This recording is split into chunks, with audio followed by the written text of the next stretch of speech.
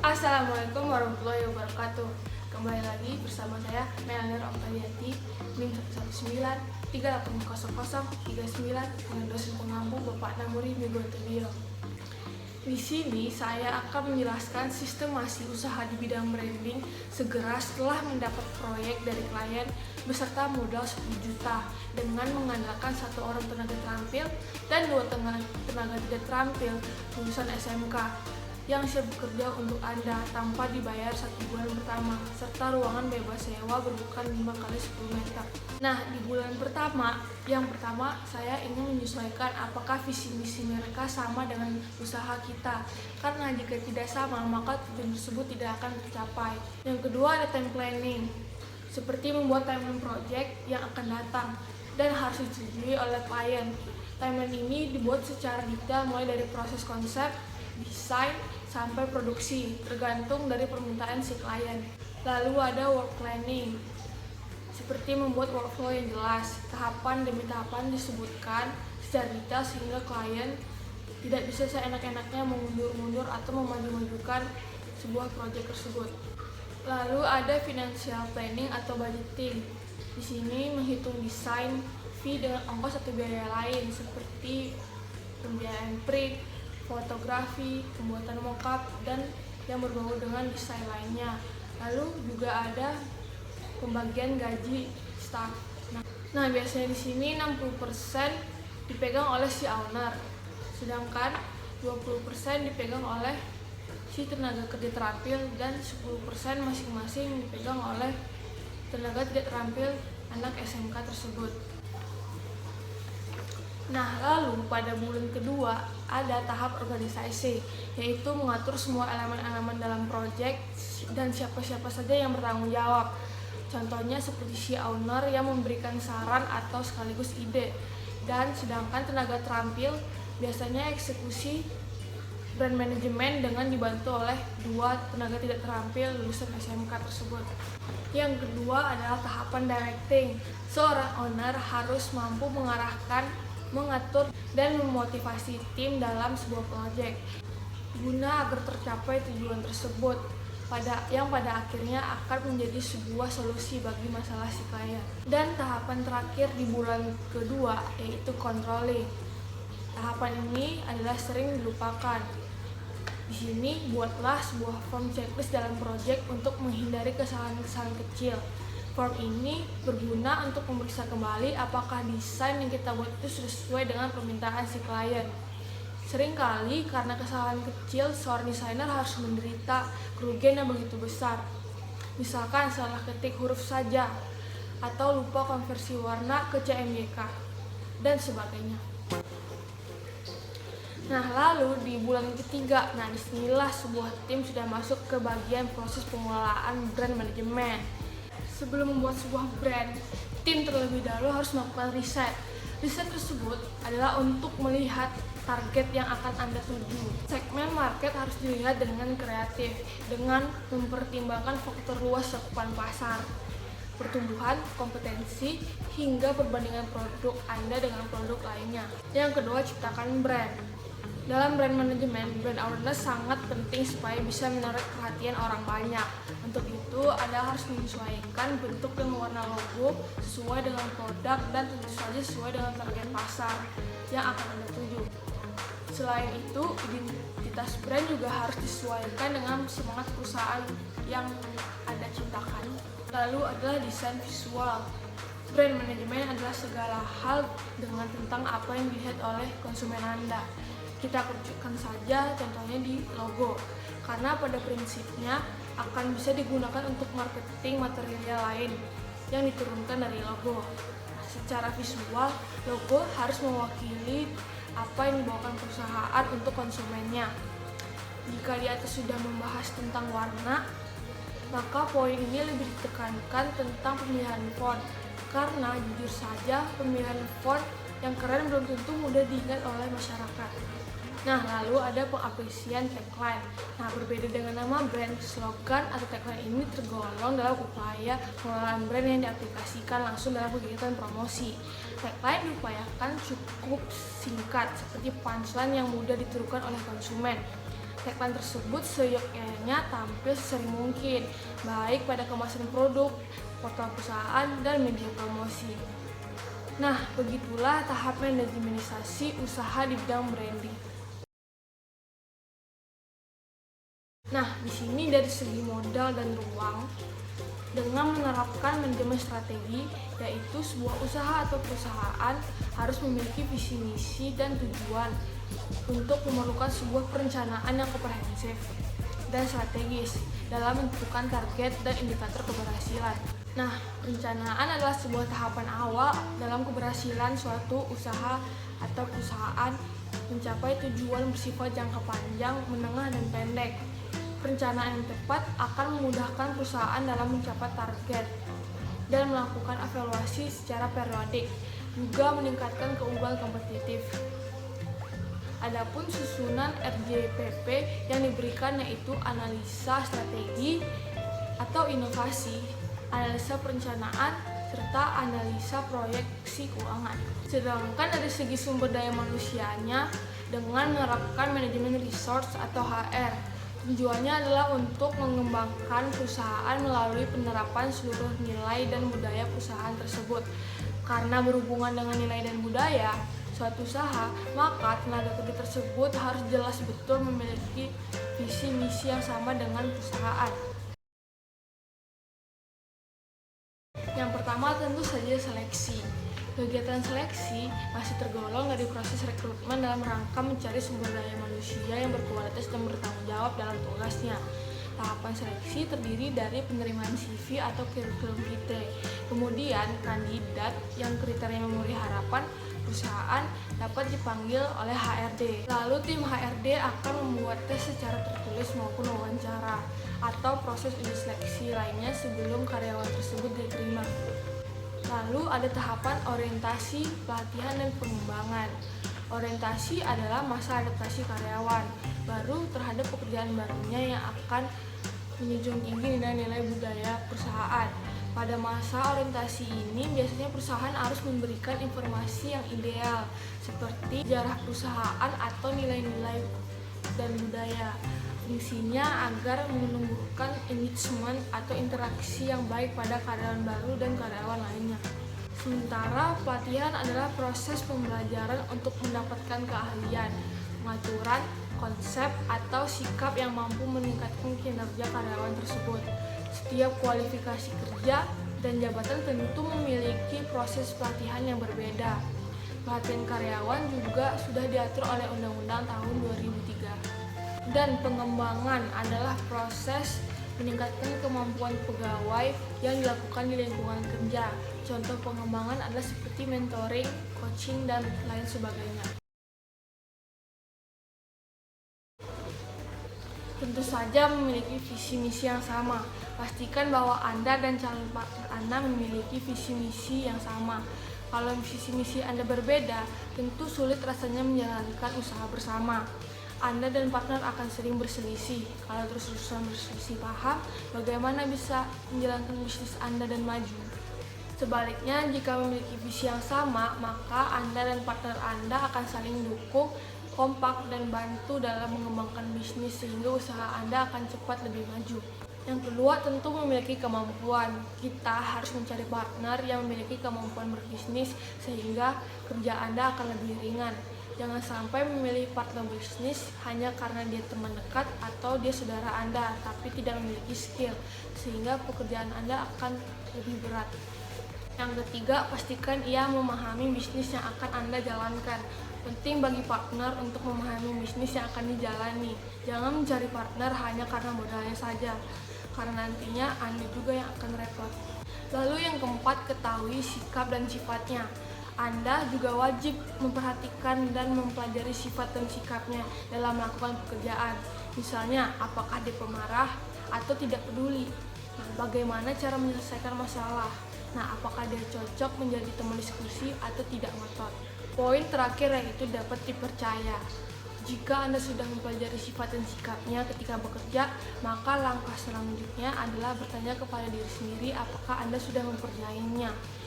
Nah, apakah Anda sudah sangat percaya dengan calon partner Anda? Kalau Anda masih ragu atau curiga, maka lebih baik cari partner baru. Rasa percaya ini sangat penting dalam menjalankan bisnis. Jangan sampai hubungan Anda berdua diselimuti kecurigaan yang akan mengganggu bisnis di masa depan.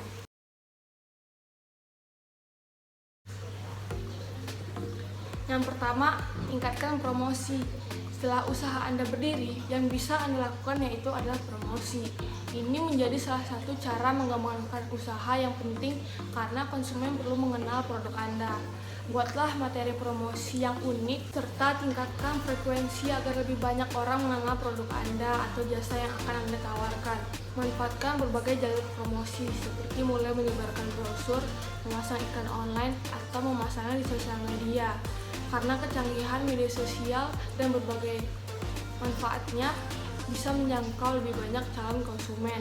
Tawarkan pula berbagai promo, diskon, serta voucher menarik. Dengan promosi yang gencar, konsumen bisa langsung atau familiar mengenali merek Anda. Lalu yang kedua, kenali kompetitor. Akan ada banyak pelajaran yang diambil ketika Anda mulai mengenali kompetitor. Promosi yang terus-menerus tidak akan efektif jika Anda tidak memperhatikan kompetitor Anda. Anda tidak perlu melakukan persis yang dilakukan mereka untuk membuat perusahaan Anda terlihat sama, tapi buatlah perusahaan Anda terlihat berbeda dari kompetitor Anda.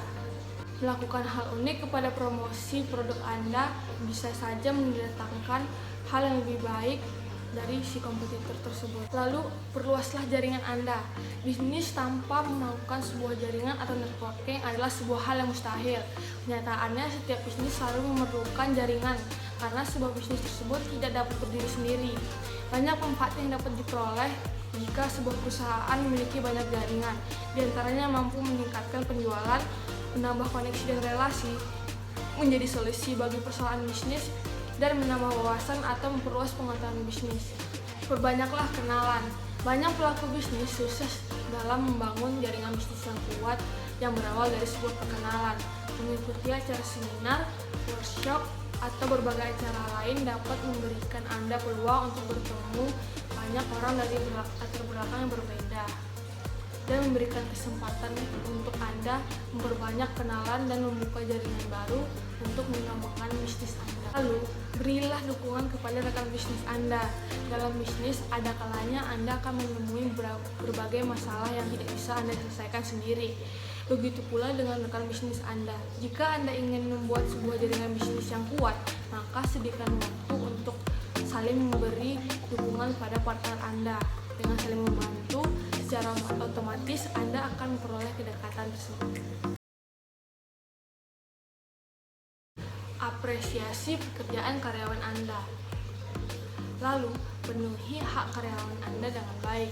Bila karyawan Anda sudah mengerjakan kewajibannya dengan baik, maka wajib untuk seorang pemimpin memberikan hak karyawan tersebut. Hak di sini biasanya berupa gaji insentif bulanan yang memang rutin diterima oleh karyawan setiap bulannya. Selanjutnya, buat jenjang karir yang jelas untuk karyawan. Adanya jenjang karir yang jelas di sebuah perusahaan merupakan suatu cara tersendiri agar karyawan betah dan nyaman bekerja. Setiap orang yang bekerja tentunya ingin memiliki finansial dan jabatan yang lebih baik dari sebelumnya. Oleh karena itu, Anda sebagai pemimpin harus membuat sistem jenjang karir yang jelas agar para karyawan bisa berlomba-lomba dan semangat untuk mencapai karir tersebut. Jenjang karir biasanya ditawarkan mulai dari supervisor, manajer cabang, atau daerah kepala marketing, sumber daya manusia, dan lain sebagainya sesuai dengan kriteria karyawan Anda. Lalu, menjalin hubungan yang baik dengan karyawan. Lalu, ada berkati fasilitas yang sesuai untuk karyawan agar kerjanya maksimal. Dan beri ruang kreativitas untuk karyawan tersebut. Lalu, buatlah suasana kantor yang kondusif. Jika suasana kantor tidak kondusif, akan berpengaruh kepada kinerja karyawan tersebut. Nah, langkah selanjutnya agar para karyawan merasa betah dan nyaman adalah dengan cara menciptakan suasana kantor yang kondusif.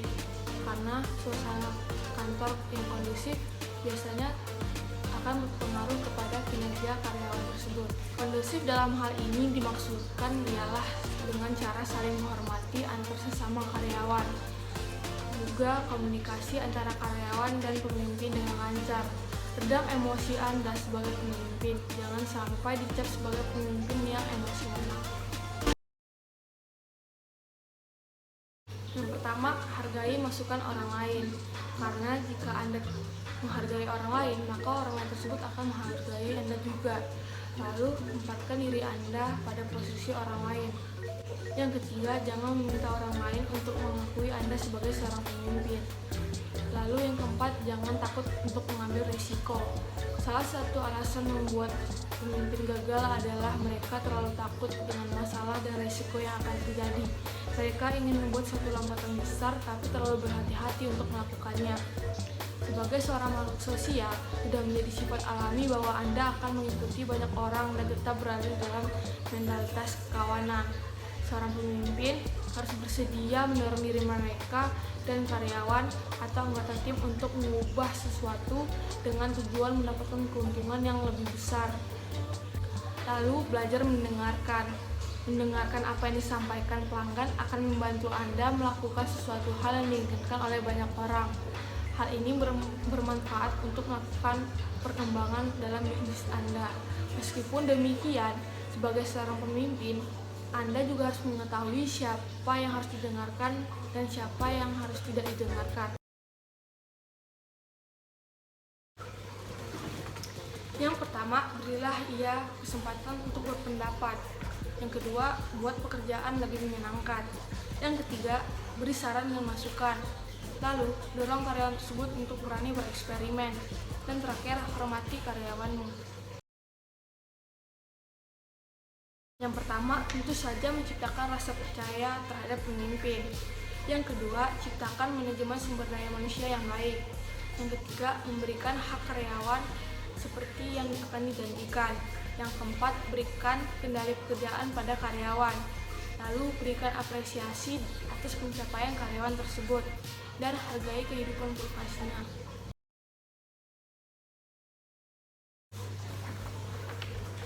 Yang pertama, cari tahu dulu bagaimana kesalahan tersebut bisa terjadi. Yang kedua, diskusikan hal yang seharusnya karyawan lakukan. Yang ketiga, jangan sampai meninggikan suara atau berteriak. Dan jangan sampai menegur dia di hadapan banyak orang. Lalu fokus pada kesalahannya dan bukan pada orangnya. Nah, lalu tentukan sanksi sesuai dengan kesalahannya. Nah, di sini ada beberapa contoh sanksi yang sesuai dengan kesalahan pada karyawan tersebut. Yang pertama ada sanksi denda. Model sanksi ini biasanya membayar sejumlah uang sebagai denda karena si karyawan tersebut melakukan kesalahan yang merugikan perusahaan. Denda itu bisa dipotong dari gaji atau si karyawan bisa membayar langsung denda tersebut. Kedua, sanksi diberhentikan secara tidak hormat atau yang disebut dengan PHK. Dalam UU Ketenagakerjaan sebenarnya tidak ada istilah PHK atau diberhentikan secara tidak hormat. Tapi biasanya PHK juga diberikan sebagai sanksi kepada karyawan yang memiliki kesalahan yang sangat berat. Bukan hanya merugikan perusahaan secara finansial, tapi juga berhubungan dengan hancurnya kredibilitas perusahaan atau terbukanya rahasia perusahaan tersebut. Untuk karakter seperti itu sebaiknya diberikan peringatan untuk pertama kali dan kenali penyebabnya seperti apa dan kenapa ia melakukan hal tersebut. Ketika Anda sudah mengetahui akar masalahnya, Anda dapat membantu dengan mencarikan solusi untuk masalah karyawan Anda. Di saat itulah Anda juga bisa melihat apakah karyawan tersebut memahami apa yang Anda harapkan darinya. Terkadang karyawan bekerja dengan buruk hanya karena mereka tidak yakin terhadap batasan-batasan dan apa yang diharapkan dari pekerjaan mereka. Lalu, latih, pantau, dan beri masukan, dan hargai peningkatan yang ada. Nah, bagaimana jika tetap tidak ada peningkatan bekerja? Oleh karenanya, Anda juga sebaiknya siap mental untuk membiarkan mereka pergi, walaupun langkah ini sebaiknya selalu menjadi solusi terakhir.